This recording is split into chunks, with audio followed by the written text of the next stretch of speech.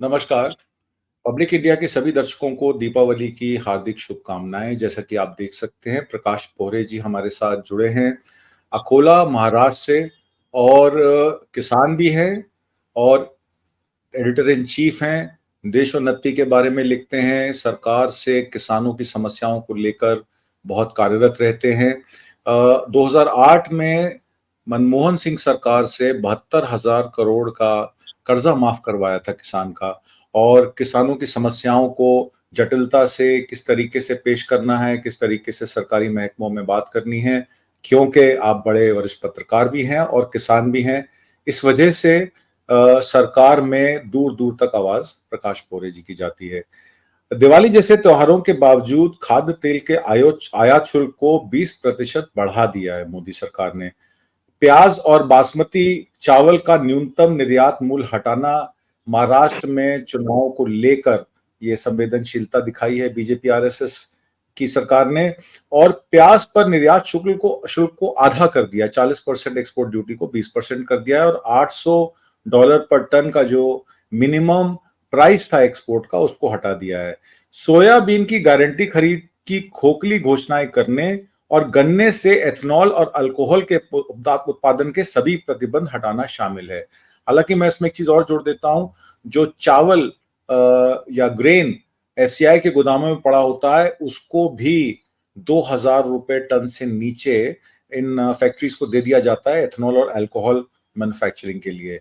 जिन जिन राज्यों में चुनाव होता है, वहां सोयाबीन, प्याज, गन्ना, चावल, कपास की फसलों पर एक तरीके से सरकार कहती है हम मिनिमम सपोर्ट प्राइस देते हैं, हम किसानों को समर्थन मूल्य देते हैं, और किसानों की आय को दुगना करने का वादा तो 2014 में एक जुमला साबित हुआ।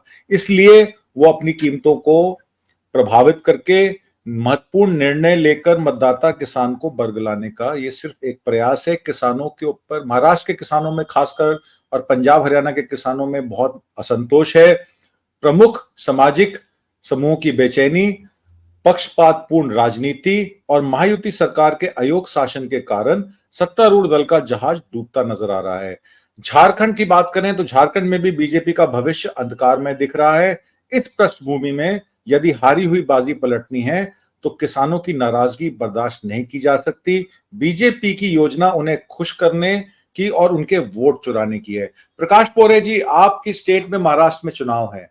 जब जब चुनाव आते हैं, कपास पे, सोयाबीन पे, प्याज पे, नॉन बासमती राइस के एक्सपोर्ट पे बैन खुल जाते हैं, और जैसे चुनाव खत्म हो जाता है वस्तु स्थिति जो की त्यों हो जाती है।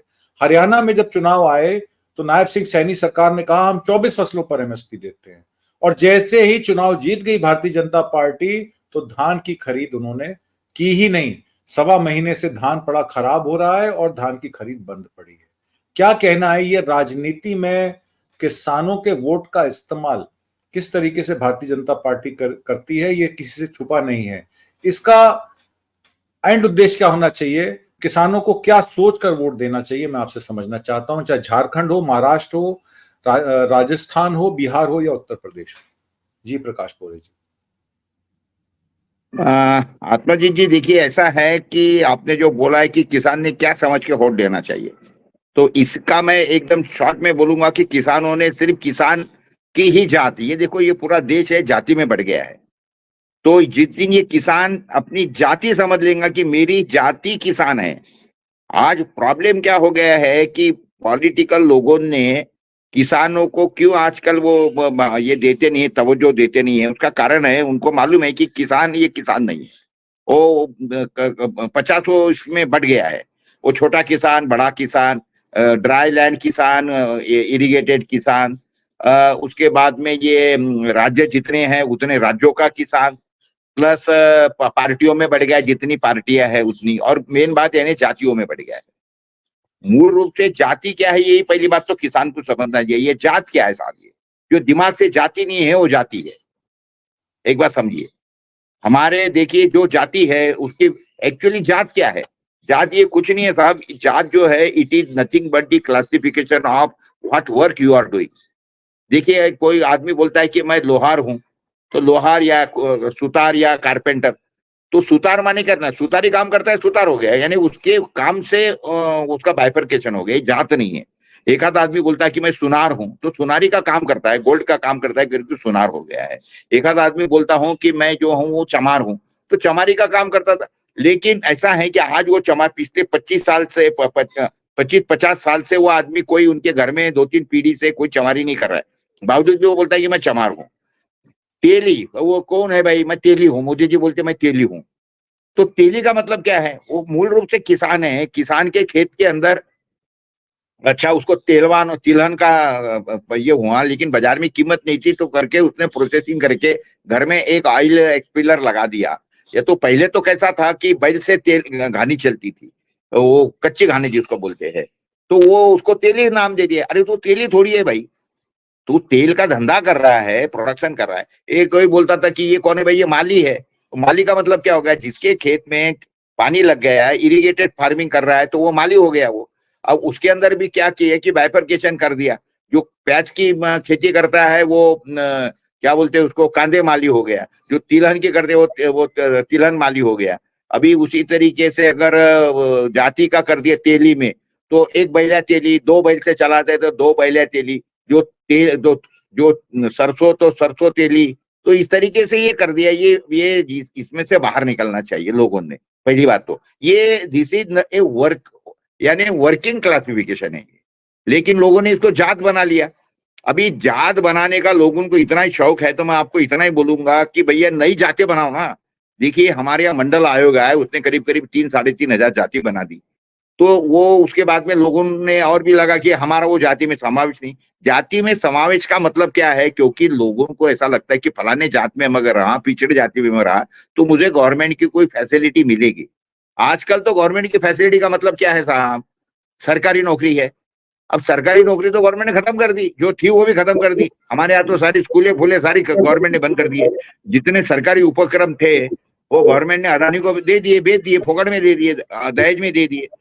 तो सरकारी नौकरियां तो बची नहीं है ना, तो आपको फिर रिजर्वेशन चाहिए, काय के लिए चाहिए?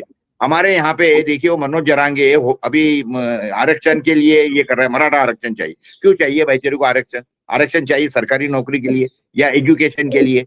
तो एजुकेशन क्यों चाहिए? क्योंकि सरकारी नौकरी में जाना है। अरे सरकारी नौकरी खत्म हो गई मेरे बाप, तो तेरे को आरक्षण लेके तू करेगा क्या? क्या करेगा तू आरक्षण? तो ये क्या है? ये जो बेवकूफी या पूरी दुनिया भर की भरी है ना, ये पहले निकालनी चाहिए। और जाति का लोगों को बहुत शौक है ना, तो मैं आपको बता दूं कि नई जाति बनाओ। 3,500 जातियों में आप क्यों बटे हो? और मैं आपको 1,000 जाति अभी निकाल के देता हूँ। अभी देखिए वो जमाने में जो काम था, जैसे पेंट मारने का काम था, या जैसे ये कारपेट इसका काम था, मेसन का काम था। अभी तो नए धंधे आ गए ना, नए धंधे आ गए। अभी देखो ड्राइवर, वो जमाने में ड्राइवर, तो चालक जात बना दीजिए आप एक। और चालक के अंदर भी बाइफरकेशन कर दिए, कार चालक, ट्रक चालक, टिप्पर चालक, रोड रोलर चालक, ये हवाई जहाज चालक, जाति बनाइए ना। ये आप क्यों छोड़ रहे इसको?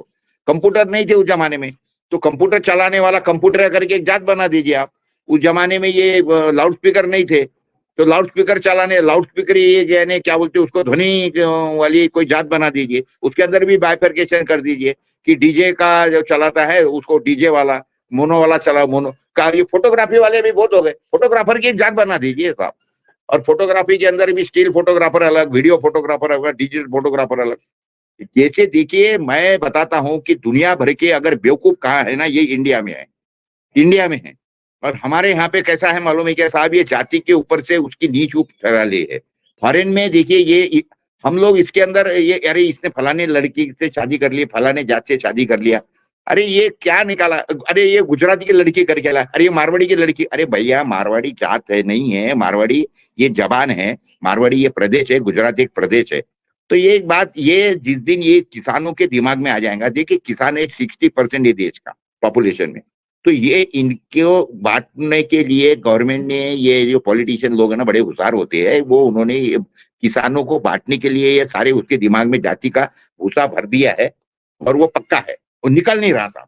एक तरफ हम चांद में जा रहे हैं और दूसरी तरफ हम जाति में भूल जा गए हैं। देखिए हमारे यहाँ पे हम ये लोग इतने बेवकूफ है कि इसके ये जाति हम पालते हैं। फॉरेन के अंदर एक बात ध्यान में रखिए साहब, वहां पे सिर्फ आदमी और औरत, वो फ्रांस वाला जो है वो जर्मन वाली से शादी कर लेगा, जर्मन वाला जो अमेरिकन से शादी कर लेगा, उसमें वो चलता है। लेकिन देखिए वो कुत्तों के बारे में, देखिए फॉरेन के नस्ल के कुत्ते, हाउ केयरफुल दे आर। वो उन्होंने कुत्ते की नस्ल, हमारे यहाँ कुत्ते की कोई नस्ल नहीं है साहब, उसको हम एक ही बोलते हैं कि ये तो देसी कुत्ता है, गावरान कुत्ता है।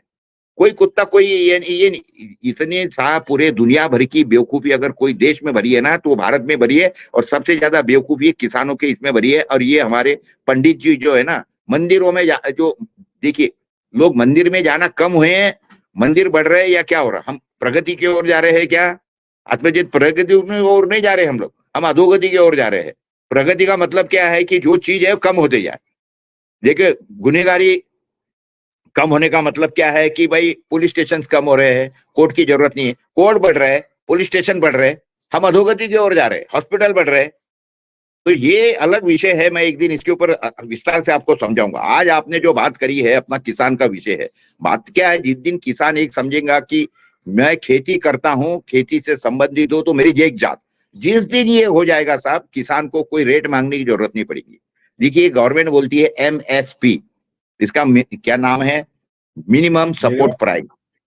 ये मिनिमम सपोर्ट प्राइस नहीं है, ये बेवकूफ बनाने की बात है। ये मैक्सिमम सेल प्राइस है, MSP मैक्सिमम से, इसके ऊपर तूने बेचना नहीं, इस तरीके से अलग लगा दिया। देखिए जिनके हाथ में राजनीति है ना साहब, उन्होंने बराबर कर लिया। जितने गन्ना मीन वाले हैं ना, वो मैक्सिमम लोग सत्ता में बैठे हैं। उन्होंने गन्ने के लिए क्या करवा दिया मालूम है आपको आत्मजीत? उनके पास में FRP का मतलब है fair remunerative price. What is the meaning of fair remunerative? यानी जो कारखानदार है उसको भी मुनाफा हो, किसान को भी मुनाफा हो, ऐसी प्राइस, फेयर रेम्युनरेटिव प्राइस। उसकी डेफिनेशन क्या करिए, जिस तरीके से ये क्या बोलते हैं उसको, वेतन आयोग आ गया है, तो वेतन आयोग का मतलब क्या है, पे स्केल आ गया, तो पे स्केल की एक सिस्टम ठहर गई है। उसी तरीके से गन्ने के प्राइस की सिस्टम ठहर गई है। क्या है कि पूरे साल भर में शक्कर की जो प्राइस थी, एवरेज प्राइस, उससे 20% कम, यानी 10% फैक्ट्री का मुनाफा, 10% किसानों का मुनाफा। ये ये हो गया। उसको कुछ ना कुछ तो भी स्केल पट्टी लग गई है, फुट पट्टी लग गई है उसके लिए। तो लेकिन इसके लिए फुट पट्टी क्या है, MSP के लिए, इसके लिए फुट पट्टी इतनी है कि जो गवर्नमेंट को, जो लोग समझते हैं ना 4-5 चीजें, जैसे गेहूं है, चावल है, ज्वारी है, सरसों है, बाजरा है, तिलहन है, ये इसको गवर्नमेंट ने डाल दिया एसेंशियल कमोडिटी में, प्याज को डाल दिया।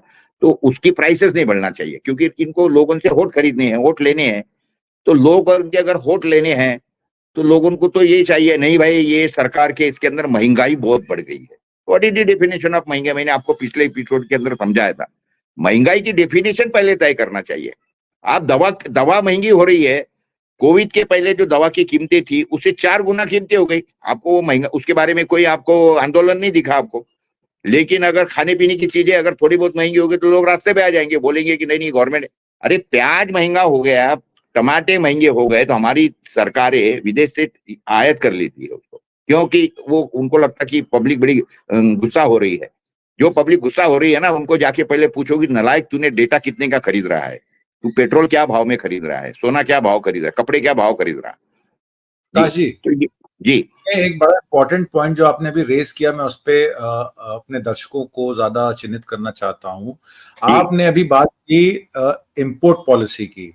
हाँ दलहन और तिलहन, हमारे देश में मैक्सिमम इंपोर्ट तूर की दाल, अरहर की दाल, उड़द की दाल अफ्रीका से आती है। हमारे देश में इंडोनेशिया, थाईलैंड और आपका मलेशिया से पाम ऑयल एक्सट्रैक्ट आता है, जो सभी तेलों में मिलाया जाता है। 30%, किसी में 40%, अमेरिका से किसी में। सोयाबीन का तेल आता है। अमेरिका से सोयाबीन का तेल आता है। अब ये जो ताड़ का तेल आता है, जिसको हम पाम ऑयल कहते हैं, ये इंडोनेशिया, मलेशिया, थाईलैंड से आता है। सोयाबीन और सूरजमुखी का तेल अर्जेंटीना, ब्राजील, रूस और यूक्रेन से आयात होता है।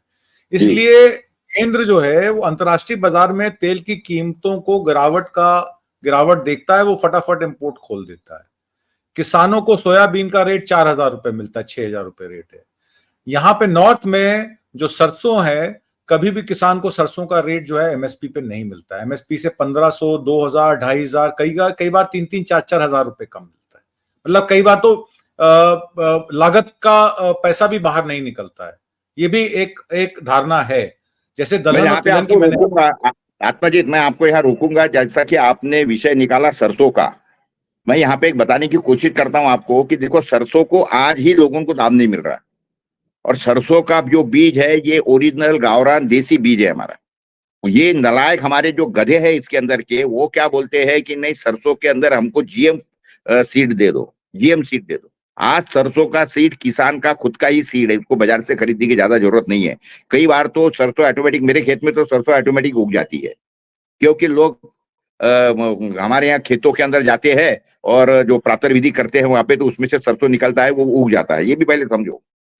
ये जिस तरीके से कौवे ने कोई बीज खाने के बाद में ही कई कोई झाड़ उगते हैं, कई ऐसे, ये बिल्ली ने अगर ये खाए तो ही उसके बीज उगते हैं। तो ये एक कुदरती कमाल है, वो हम वो सब्जेक्ट पे नहीं जाएंगे। कहने का मतलब ऐसा है कि आज सरसों का सीड जो है वो किसानों का खुद का सीड है, लेकिन अभी कई किसान नेता ऐसे हैं गधे कि उनको ये लगता है, वो बोलते कि नहीं नहीं आपने तो हमको ये दे नहीं रहे। ये जो पर्टिकुलरली शेतकरी संगठन के किसान, शरद जोशी वाली किसान संगठन है, ये इनको क्या कर लिया, मोनसैंटो कंपनी ने हथिया लिया, उनको हथिया लिया। उनके जो नेता, पहली बात तो कोई बचे नहीं है, जो कुछ बचे हैं उनको क्या कर दिया, ये कंपनियों ने अपने खेमे में करवा लिया। उनको कोई कमीशन कमीशन सैलरी फैलरी या कुछ देते होंगे, और ये देते हैं उनको। तो अभी वो क्या है, दो चीजों पे लगे हुए हैं, उनको पैसा कमाना है। उन्होंने देखो कॉटन के अंदर पूरे हमारे देसी बीज खत्म कर दिया और कॉटन के अंदर बीटी कॉटन ला लिया, और उसके अंदर भी BT1, BT2, BT3 और उसके बाद में अभी HTBT यानी हर्बिसाइड टॉलरेंट बीटी, ये सीड ला लिया। उसके कारण कॉटन का बीज हमारा, हाँ, पिंक पिंक बॉलवर्म, जो पिंक सुंडी हुई थी, वो इसी बीटी का जो आपने बताया ना अभी, जो बीटी का सीड है, जो देखो हर्बिसाइड का भी पहली बात टॉलरेंट आत्मजीत, वो पहली बीटी बात का तो भी खराब होता है। नहीं नहीं आत्मजीत, पहले याद समझने की चीज है कि BTIQ, पहली बात तो हमारे यहाँ पे कॉटन जो था, वो हम कॉटन के यहाँ पे मेन बेल्ट में है, विदर्भ माने कॉटन बेल्ट है ये। पहली बात तो हमारे यहाँ पे पूरा देसी सीड था कपास का, और 1 एकड़ के अंदर हमको 4 से 5 क्विंटल कपास होती थी। और जब 4-5 क्विंटल कपास होती थी 60 के 1960 में, मेरा जन्म है 1954 का। मैं एक बताना चाहूंगा, मेरा जो घर का पेट नाम है मालूम है आपको क्या है? मेरा नाम पेट नाम है दिड़किलिया। दिड़किलिया, क्यों दिड़किलिया है समझिए आप। उस समय पे जिस साल मैं पैदा हुआ था, मेरे दादी ने, मेरी दादी जो थी, उसको 40 क्विंटल 50 क्विंटल कपास हुआ था। वो 50 क्विंटल कपास, 1 क्विंटल कपास के ऊपर 3 तोला सोना मिलता था, यानी 36 ग्राम सोना मिलता था। 12 ग्राम का सोना था उस समय पे, 1 तोला था तो 36 ग्राम, तो उसको 50 क्विंटल सोना हुआ था, कपास हुआ था 50 क्विंटल। तो 50 क्विंटल कपास बेच के उसने 1.5 किलो सोना खरीदा है, 1.5 किलो, 1.5 किलो। तो 1.5 किलो सोना मेरे जन्म पे खरीदा था करके मेरा पेट नाम घर में गिर गया 1.5 किलो। ये बात समझो। 1 क्विंटल कपास बेचने के बाद में 36 ग्राम सोना खरीदी थी मेरी दादी 1960-65 में, समझिए आप। उसके बाद में आज मैं, मेरा मेरा लड़का कितने में खरीद रहा है, कितना, क्या क्या क्या क्या मिल रहा है उसको? 1 क्विंटल कपास बेचने के बाद में उसको 1 ग्राम सोना मिल रहा है, 36 ग्राम। मैं पैदा हुआ था तो 36 ग्राम मिलता था, आज मेरे लड़के को मिल रहा है 1 ग्राम। 35 ग्राम का लॉस है, और खर्चा बढ़ गया। मेरा जो प्रोडक्शन कॉस्ट थी मेरे दादी के टाइम पे, 0 थी मेरी कॉटन की प्राइस, 0 कॉटन प्राइस के ऊपर वो 36 ग्राम सोना घर में आता था। इसीलिए किसान जो था वो बैंकों में डिपॉजिट रखता था, 0 प्रोडक्शन कॉस्ट। और 1 एकड़ के अंदर 5 क्रॉप लगाती थी मेरी दादी, होशियार थी, उसको मालूम था कि 1 क्रॉप खत्म हो गया तो दूसरा, दूसरा खत्म हुआ तीसरा। ये एक क्रॉप लगाती थी कि जो 1 महीने में आ जाता था, दूसरा क्रॉप उसी में डाल देती तो 2 महीने में आ जाता था, तीसरा क्रॉप बढ़ तीसरे 3 महीने में आ जाता था, 4, यानी हर महीने में उसको कुछ ना कुछ पैसा मिलते रहता था। और एक आधा क्रॉप फेल भी हो गया तो चिंता नहीं करती थी वो, उसको मालूम है भगवान कुछ ना कुछ देगा। तो एक बात समझो, इसीलिए किसान सुखी था 1960, 75, 55, 65 के पीरियड में, बैंकों में डिपॉजिट रखता था। बाद में क्या हुआ, ये गवर्नमेंट ने हमको सिखाया मोनोक्रॉपिंग, मोनोक्रॉपिंग सिखाया, हाइब्रिड लाया। हाइब्रिड का सीड हमने बाहर से खरीदना लगा, हमारे सीड जो है स्लोली स्लोली खत्म हो गए। आज मेरे पास में कॉटन का एक भी गावरान सीड नहीं है। अभी उसके बाद में, वो गावरान सीड के बाद में यानी हाइब्रिड आया, उसको बोलते थे हम H4 और वरलक्ष्मी। तो H4 वरलक्ष्मी लाए, उसके बाद में उसके ऊपर 1 स्प्रे 2 स्प्रे मारना पड़ता था, फिर हड़ू बढ़ते बढ़ते 8 और 10 स्प्रे पे चले गए हम लोग। फिर आया बीटी, बीटी वाले आए, वो क्या बोले, नहीं नहीं अभी आप हमारा कॉटन लगाओ, बीटी का लगाओ और स्प्रे की जरूरत नहीं है, क्योंकि हमारे सीड ऐसे है कि उसके अंदर 40 दिन के बाद में वो जहरीले हो जाते हैं, और अगर इल्ली ने खा लिया, सुंडी ने खा लिया तो सुंडी मर जाएगी। तो इसीलिए फिर एचटीबीटी आया। एचटीबीटी आने के बाद में एचटीबीटी के ऊपर भी आज 10-10 स्प्रे करने पड़ते, तो भाई क्यों लगाया फिर हमने इसको? खर्चा बढ़ गया हमारे पूरे। देखो, ये एक बात समझ लेनी जरूरी है, ये जो षड्यंत्र है, ये सारा का सारा एनपीके किसने लाया? किसान को मालूम था एनपीके आया, ये उसके बाद में इंसेक्टिसाइड आए, हाइब्रिड आए, ये सिखाए किसने? ये सिखाए आत्मजीत हमको एग्रीकल्चर यूनिवर्सिटीज ने। एग्रीकल्चर यूनिवर्सिटीज हमारे देश के अंदर जो आई ना, ये आई विदेशी लोगों ने हमको फॉरेन एड्स दिया, उसके ऊपर आई। तो ये एक बात समझिए, ये बड़ा षड्यंत्र था उनके थ्रू। उन्होंने क्या किया, उनका ये माल बेचना था, ये फर्टिलाइजर बेचने के थे, इंसेक्टिसाइड बेचने के थे, उनके हाइब्रिड सीड बेचने के थे। तो इसीलिए इन्होंने एग्रीकल्चर यूनिवर्सिटीज लाई। Agriculture universities are nothing but the agent of the multinational companies. एक बात समझिए, ये नहीं थी तो हमारा देश सोने की चिड़िया था, और आज ये आने के बाद में हमारा सोने की चिड़िया जाके हम लोहे की भी चिड़िया नहीं रह गए, अभी मर रहे हैं। अभी हम सोसाइटी की चिड़िया हो गए। तो ये सारा जो ट्रांसफॉर्मेशन है ना, ये समझने की जरूरत है, जो हमारे नए बच्चों को बिल्कुल मालूम नहीं है कि इसका दादा क्या करता था। आज की घड़ी में परिस्थिति ऐसी कि अभी ये कॉटन का सीड हमने खत्म करने के बाद में अभी ये क्या बोल रहे हैं मालूम है? शाने ये बोल रहे हैं कि नहीं, अभी जो सरसों का सीड है वो भी जीएम लाओ, हमको जीएम लाने। गवर्नमेंट ने रोक के रोक लगाई है उसको। मैं वो सारे हमारे किसान भाइयों को ये बोलना चाहूंगा आपके माध्यम से कि भैया ये पागलपन मत करो। आज जो है वो क्रॉप में तुमको प्राइस नहीं मिलती है, तुमने जीएम लाएंगे प्रोडक्शन बढ़ जाएगा, अरे वो और प्राइसेस बढ़ जाएंगे, गिर जाएंगी तुम्हारी। कॉटन की प्राइसेस क्यों गिर गई हमारी? क्योंकि प्रोडक्शन ज्यादा करवा दिया। गेहूं की प्राइसेस क्यों गिर गई? क्योंकि हमने प्रोडक्शन बढ़ा दिया। अभी तो राइस बॉल हो गया पंजाब, और वीट बॉल हो गया हरियाणा पंजाब। तो गवर्नमेंट मार्च क्यों गई है? रास्ते पे आप जाएंगे तो बड़े बड़े पहाड़ नजर आएंगे आपको ढके हुए, क्या बोलते हैं उसको, ताड़पत्री से। क्योंकि गवर्नमेंट के बाद में गोडाउन में रखने के लिए जगह नहीं है, और फिर गवर्नमेंट मोदी जी बोलते हैं कि हम तो लोगों को 5 साल फ्री राशन देंगे। तो ऐसा है कि किसान के, और जब फुकट में बांटना है तो उसकी प्राइसेस क्यों बढ़ाना भाई? जब गवर्नमेंट की जो फूड की जो सब्सिडी है वो साल की ₹1,00,000 की सब्सिडी, फर्टिलाइजर सब्सिडी भी ₹1,00,000 की है, बजट है। तो गवर्नमेंट बोलती है कि अगर इसके प्राइसेस बढ़ाएंगे तो हमको इस साल का ये 1,00,000 की जगह पे 2,00,000 करनी पड़ेंगी, बजट में प्रोविजन बढ़ानी पड़ेगी। वो बोलते हैं काय को बढ़ाते, मरने दो किसान को। तो ये एक षड्यंत्र का हिस्सा है। किसानों ने ये बात समझनी चाहिए। जितने भी किसान आंदोलन कर रहे हैं, किसान नेता हमारे जो है, उन्होंने ये सारी बातें समझ के क्या करना चाहिए। एक ही आंदोलन छेड़ने की जरूरत है कि खाने की चीजें उगाना बंद करो। 2 साल खाने की चीजें उगाना बंद कर दो, अगर गवर्नमेंट को रास्ते पे लाना है। अगर हमारे दाम को, यानी हमारे प्रोडक्शन को अगर उचित दाम मिलाना है ना, तो एक ही काम करना पड़ेगा। ये सरप्लस है ना गवर्नमेंट के पास में पड़ा हुआ, जिसके कारण सरकार माच गई है, सरप्लस गवर्नमेंट के पास का खत्म करो। और सरप्लस खत्म करने का मतलब यही है कि खाने की चीजें लगाना बंद कर दो। जो खाने की चीजें नहीं है वो लगाओ। यानी क्या है, देखो मेरा बोलना है कि आप सरसों लगाओ, खा सकते हो क्या? डायरेक्ट खा सकते हो क्या? नहीं खा सकते हो। ये क्या बोलते हैं, सैप ऑयल, सैप फ्लावर है, वो लगाओ, खा नहीं सकते डायरेक्ट आप। सूरजमुखी लगाओ। यानी खेती हम छोड़ नहीं सकते। खेती अगर हमने अगर लगाई नहीं, जोती नहीं, तो वो खेती को लाइन पे लाने के लिए भयंकर खर्चा होता है, क्योंकि फिर खेती हमारी जो क्या बोलते हैं बंजर हो जाएंगे। तो वो नहीं बताऊंगा मैं, क्योंकि मैं खुद किसान हूँ, 200 एकड़ की खेती करता हूँ, मुझे मालूम है हमारे प्रॉब्लम क्या है, हमको मालूम है। तो ये हिसाब से सारी बातें समझ के हमारी जो नीति है ना, किसान लोगों ने, किसानों के जो नेता है ना, उन्होंने नीति तय करते वक्त समझना चाहिए कि किसान क्या कर सकता है, क्या नहीं कर सकता है, और क्या आज की समस्याओं की मूल जड़ क्या है। मूल जड़ ये है आत्मजीत कि we have produce more than requirement, that is why we are not getting the prices. आप देखिए वही चीज की ज्यादा दाम है जिसका शॉर्टेज होता है। एक जमाने में 3,000 की स्कूटर थी, 6,000 में बिकती थी बाजार में, ब्लैक में बिकती थी। वेस्पा की स्कूटर, बजाज की स्कूटर। एक फियाट गाड़ी 8,000 में आती थी, बाजार में 16,000 में बिकती थी, because there was a demand more and supply less. तो ये बातें समझ के सारी चीजें किसान नेताओं को मैं बताऊंगा आपके माध्यम से। ये जी आत्मजीत बोलो। आपका mic mic mic mic mute है जी। मैं आपसे आखिरी में सवाल पूछना चाहता हूं। जहां तक किसानों का मामला है, सरकार हमेशा कहती है, देखिए हमने हमने किसानों को 2,75,000 करोड़ की सब्सिडी दे दी, हमने किसान सम्मान निधि में इतना पैसा अकाउंट में डाल दिया। हमने महातारी योजना में, लाडकी बहना योजना में 21-2100 रुपए महिलाओं के खाते में जमा करा दिए। हमने उनके लिए शौचालय बना दिए। ये सब बातें सरकार कहती है। हम जीडीपी का इतना परसेंटेज एग्रीकल्चर पे खर्च करते हैं, हालांकि ये एग्रीकल्चर का शेयर जीडीपी में ज्यादा है, पर चूंकि बेरोजगारी के चलते सारी डिस्गाइज एम्प्लॉयमेंट अब एग्रीकल्चर के ऊपर आन पड़ी है, तो एग्रीकल्चर अपने आप को भी सस्टेन कर रहा है और उपभोक्ताओं को भी सामान दे रहा है।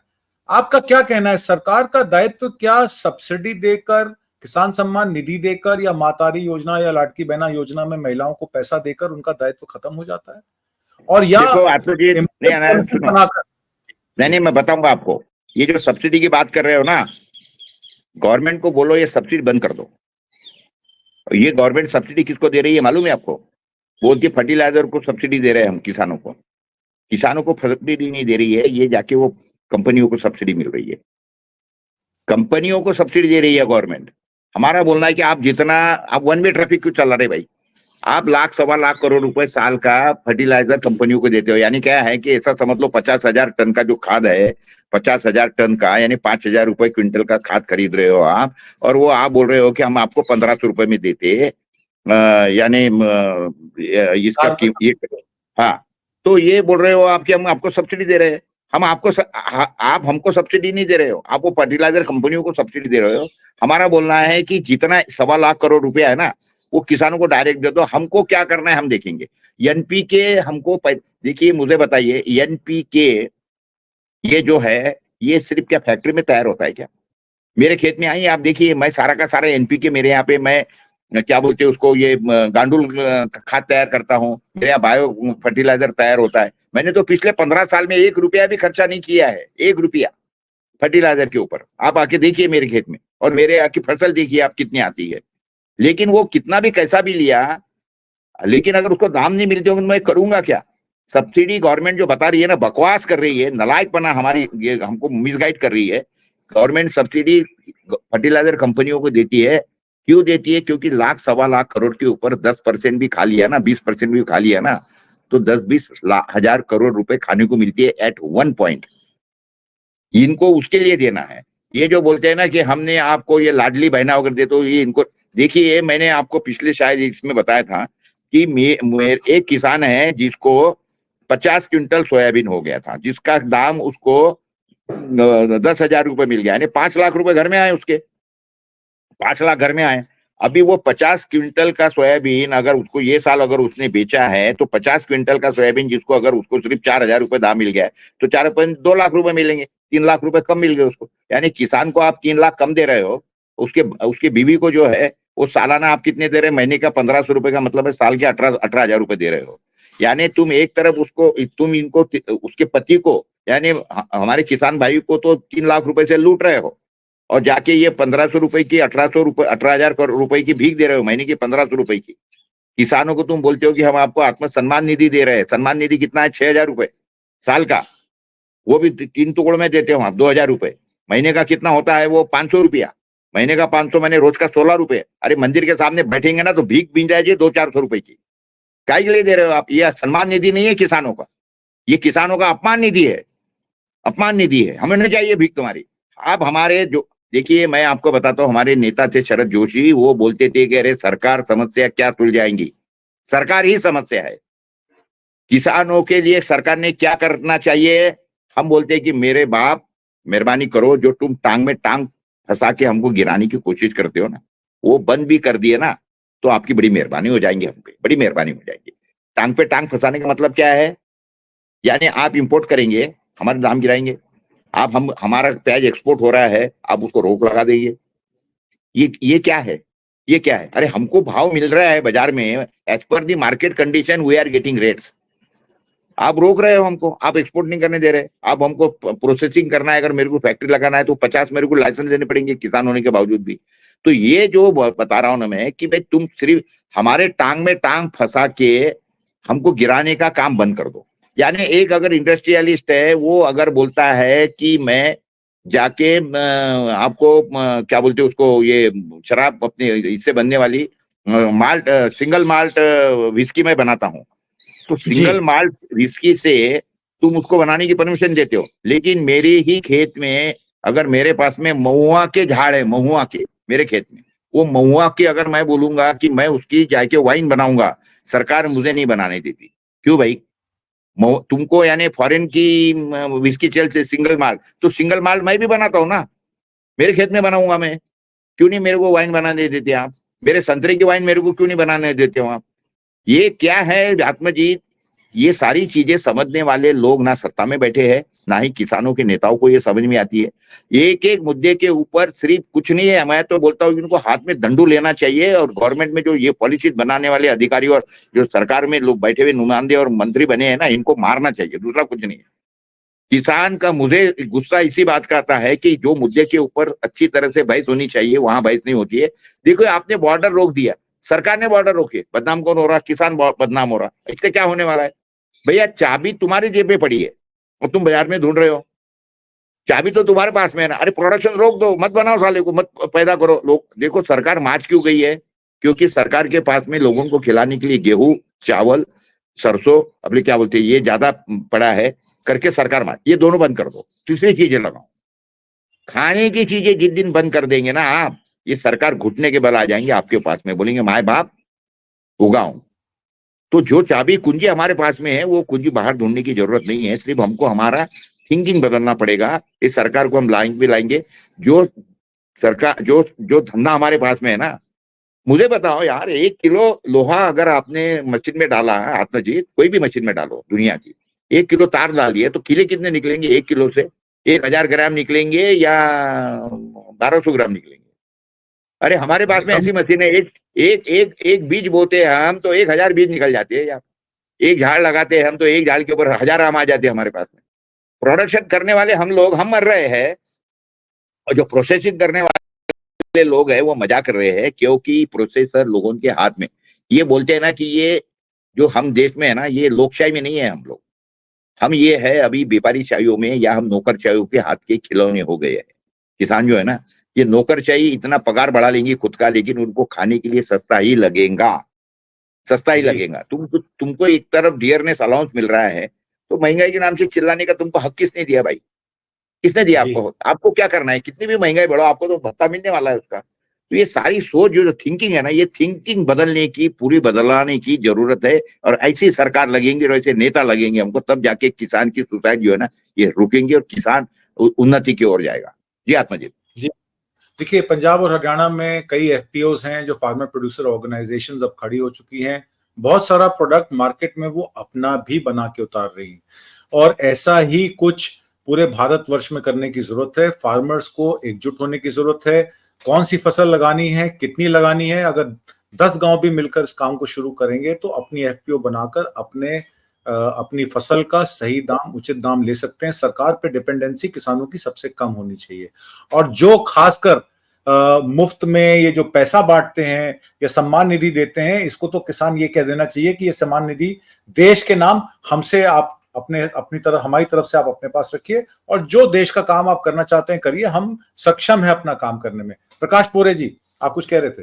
देखिए ऐसा है आत्मजीत, तुम बोल रहे थे एफपीओ की बात, आपके माहिती के लिए बताता, मैंने 400 किसानों के गुट बनाए, हर 10-10 गुट का मिला के मैंने एक एफपीओ बनाया, फार्मर प्रोड्यूसर कंपनी, एपीसी बनाया, फार्मर प्रोड्यूसर कंपनी बनाया। 40 फार्मर प्रोड्यूसर कंपनी है, और उसकी एक पेरेंट कंपनी है मोम नाम की। लेकिन उसके बाद में सरकार इतने अरंगे डालती है सारी चीजों के अंदर, मैं आपको बता नहीं सकता हूँ। ये डालती। इसमें पिछले पिछले 5 साल मेरे निकल गए इसके अंदर। मैं भी सोचता था आपके जैसा, आप जो बोल रहे हो कि फार्मर प्रोड्यूसर, लेकिन सरकार के अड़ंगे बहुत है साहब इसके अंदर, भयंकर अड़ंगे है इसके अंदर। आपको क्या लगता है? देखिए ये जीएसटी वगैरह का जो है, मैं आपको एक इसके ऊपर आप स्पेशल शो करिए, अभी तो हम आधा घंटा हो गया है हमारा, तो इसलिए, और जी आधा घंटे के ऊपर होना भी नहीं चाहिए, क्योंकि लोगों के पेशेंस उतने रहते नहीं है। तो हम हमेशा एक एक मुद्दा लेके बात किया करेंगे। लगे तो ये जीएसटी और जो फार्मर प्रोड्यूसर कंपनी है ना, उसके बारे में हम अगला शो करते हैं। जी बिल्कुल चर्चा करेंगे इस पे अगला शो में। और मैं ये भी कह दूं कि बरवाला में और जहां पे भी गुड़ निकाला जाता है, वहां पर भी अब सरकार की दखल अंदाजी शुरू हो गई है। वो कह रहे हैं कि गुड़ निकालने के लिए भी आपको लाइसेंस चाहिए। तो आपके घर में घुस गए हैं, आप क्या पहनते हैं, कैसे नहाते हैं, क्या खरीदते हैं, क्या बेचते हैं, इस पर भी सरकार की नजर है। आज की परिचर्चा में भाग लेने के लिए प्रकाश पोरे जी, आपका बहुत बहुत धन्यवाद, शुक्रिया, जय Hind. Thank you very much.